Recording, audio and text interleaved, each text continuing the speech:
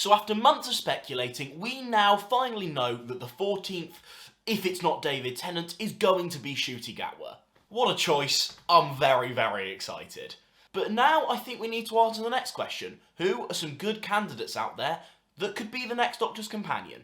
Now what is the criteria for this? A good actor?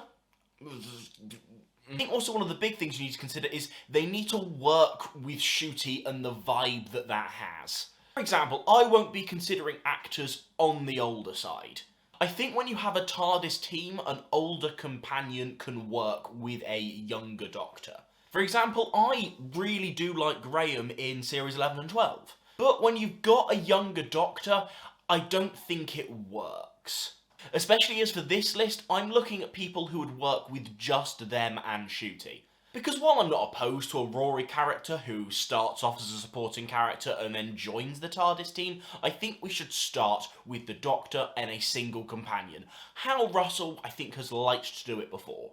So that's not too picky, you know, those are the sorts of things I want to see. Just the Doctor and a companion travelling. Let's cast that companion. Now first off, we've got to talk about something obvious here.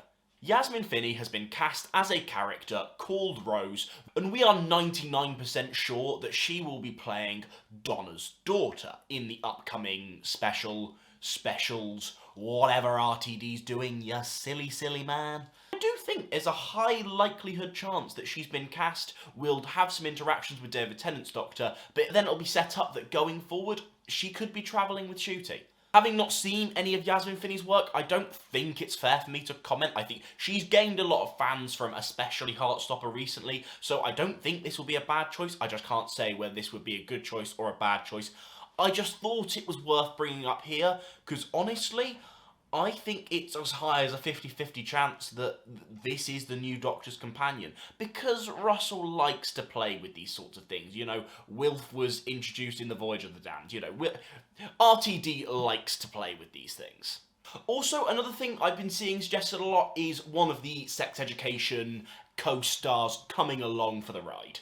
Now, mostly I am against this. I don't think there are too many of them that would actually be a great fit as the Doctor's companion, but these are the two big reasons why I don't think it'll work.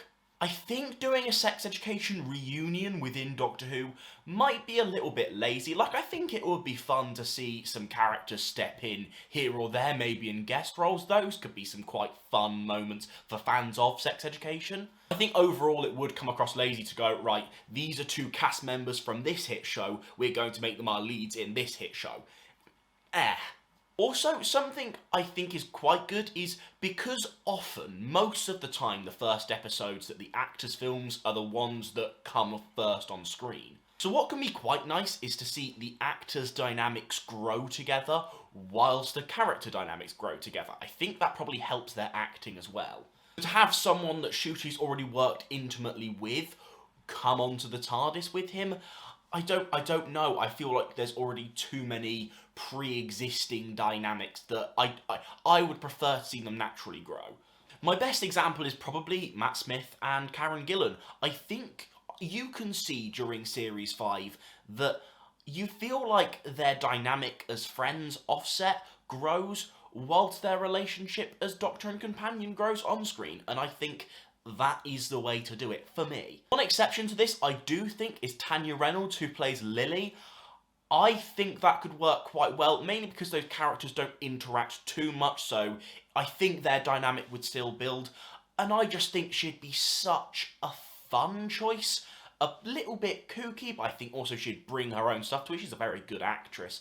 And that could be one that I'd be willing to let go. I think that could be a very interesting choice if Tanya Reynolds hops on the TARDIS. That's the one from Sex Ed people have talked most about, and I think that's the one that could probably work the best. Now, Nicola Coughlan is a very interesting choice that I would be very happy with. Yes, I did have to Google how to pronounce her name. I had no idea. Obviously, there was a lot going around the BAFTAs and with a couple of Instagram posts that was kind of hinting at something, and while I haven't seen any of her work, I think she could be a very interesting choice. She gets very good reviews for the work she puts out. Obviously, Ncuti and her seem to have an alright dynamic to begin with. I think there are building blocks there, and I think they could create a very interesting dynamic between the two of them. Now another choice, I know a lot of Doctor Who fans are probably sick of hearing her name, but Lydia West would still work here. I don't think I was ever 100% sold on her as the Doctor.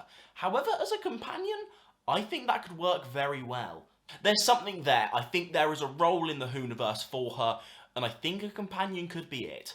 However, here's my genuine choice. Here is personally who I would choose. Personally, I'd go for an unknown / semi-unknown. Apart from anyone who cared about their soaps and whatever else they did, Mandip Gill and Tosin Cole, no one really knew about them. I'd never heard of them personally.